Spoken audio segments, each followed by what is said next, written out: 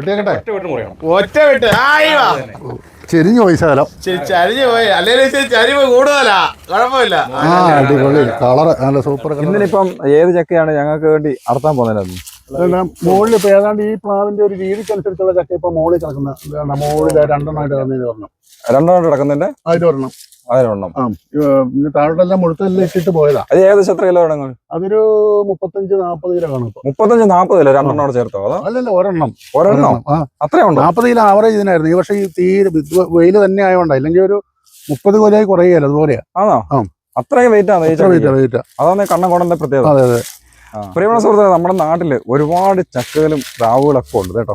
ഈ കാണുന്ന പ്ലാവ് കണ്ടോ, ഇതിനൊരു പ്രത്യേകതയുണ്ട്. ഇതൊരു ഔഷധ പ്ലാവാണ്.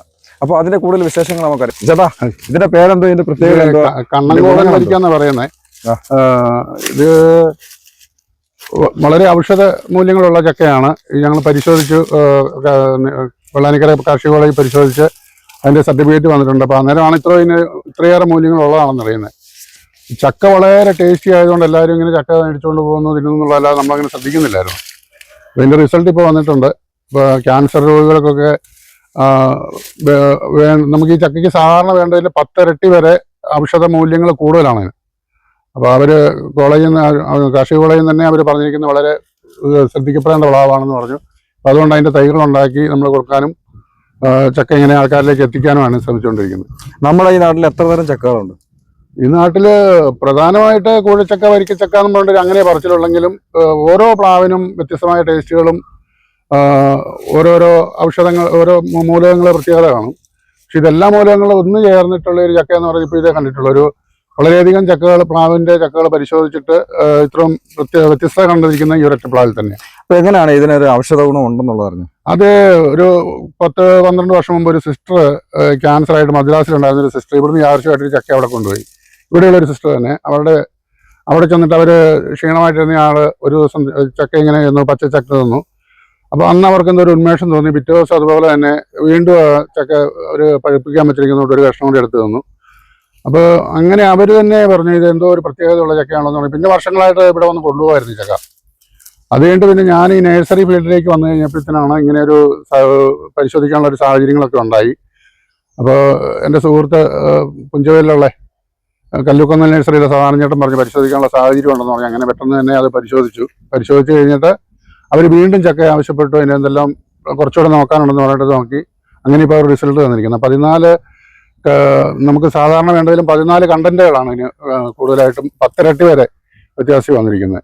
Kerala agricultural university college of agriculture Vellayani തിരുവനന്തപുരത്ത് ടെസ്റ്റ് ചെയ്ത റിസൾട്ടാണ് ഇത്. നമ്മൾ കമ്പാരിസൺ കൊടുത്തിട്ട് 2 സാമ്പിൾ, ഒന്ന് നാടൻ വരിക സാധാരണ വരികയും ഒന്ന് ഈ കണ്ണൻകോടൻ വരികയാണ്. അത് വന്നിട്ട് റിസൾട്ടിൽ ആദ്യത്തെ സാമ്പിൾ നാടൻ വരികയിൽ കാർബോഹൈഡ്രേറ്റ് 39.30 ഗ്രാംസ് ആണ്. അതിൻ്റെ സാമ്പിൾ സൈസ് എന്ന് പറഞ്ഞത് 25 ഗ്രാംസ് ആണെന്ന് തോന്നുന്നു അതിനകത്ത് കൊടുത്തിരിക്കുന്നത്. അപ്പോൾ കണ്ണൻകോടന് സാമ്പിൾ അതിനകത്ത് കൊടുത്തിരിക്കുന്നത് 40.21 ആണ്. 39.30 കാർബോഹൈഡ്രേറ്റ് ഉള്ളത്, ഇത് 40.21ഉം. മോയിസ്ചർ 14.1, ഇത് 8.4 എന്ന് പറഞ്ഞാൽ വെള്ളത്തിൻ്റെ അളവ് അംശം കുറവാണ് ഇത്. പിന്നെ പ്രോട്ടീൻ 1.83 ഉള്ളിടത്ത് ഇത് 4.85ഉം.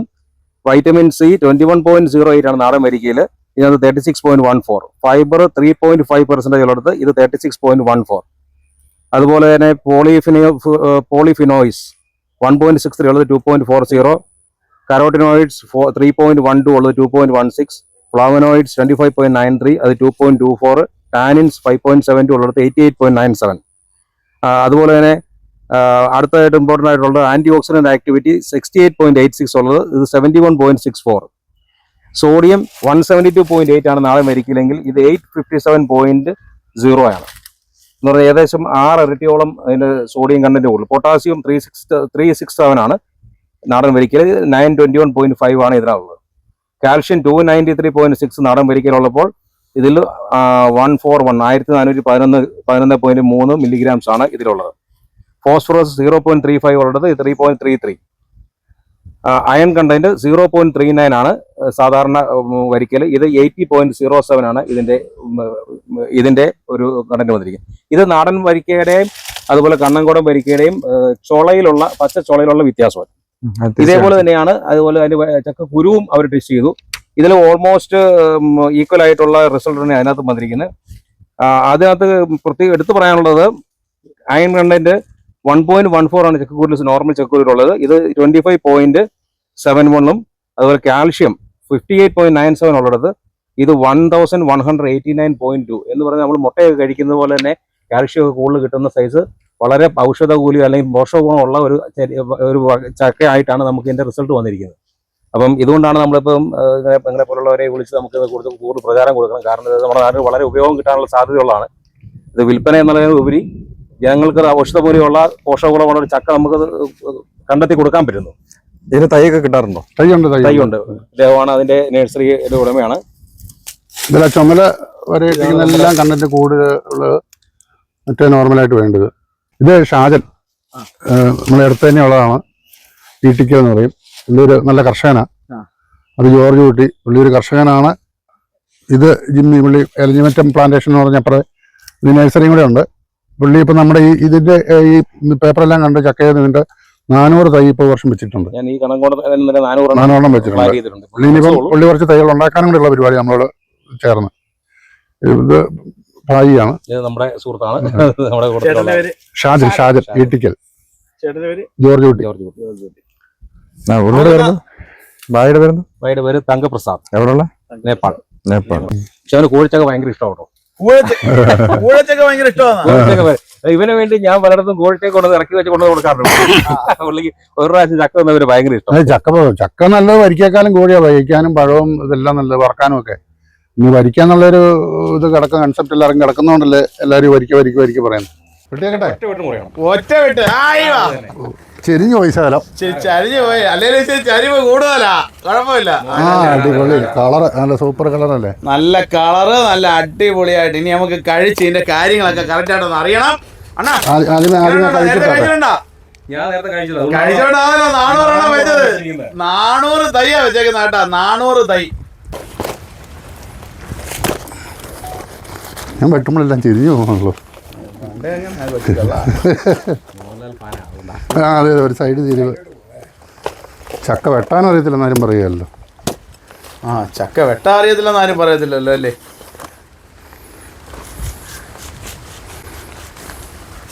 ഇതിനൊന്നും ഇല്ല, ഇതിന് ചകണിയൊന്നും ഇല്ല, കുറവാ. അയ്യോ, ഒരു രക്ഷയില്ല. ചകണി ഇല്ല ഇതിന്. അത് ലാസ്റ്റ് കാണിക്കാം. ഇതിന്റെ കാണിക്കാം. ഇനി അത് തിന്നു നോക്കിയത്. അപ്പോൾ ഇതാണ് ഔഷധ ഗുണമുള്ള കണ്ണങ്കോടൻ വരിക്ക. അപ്പോൾ ഇത് നമുക്ക് കട്ട് ചെയ്തിട്ടുണ്ട്, എന്തായാലും ടേസ്റ്റ് ചെയ്തിട്ടുണ്ട്. ഇതിന്റെ കളർ തന്നെ കണ്ടില്ലേ, എന്ത് അടിപൊളി കളറാന്ന് നോക്കി. ചകണിയൊന്നുമില്ല, നല്ല സൂപ്പറായിരുന്നു. സൂപ്പറാട്ടോ. പക്ഷേ ഇത് കഴിച്ചാലാണ് ക്യാൻസറൊക്കെ മാറുമെന്ന് പറയുന്ന കണ്ണങ്കോടൻ വരിക്ക ആയുർവേദ ചക്കയാണ്. അപ്പോൾ തീർച്ചയായിട്ടും ഇതിൻ്റെ തൈകളെല്ലാം ഇവിടെ കൊടുക്കുന്നുണ്ട്. മുറിക്കുന്ന പോലെ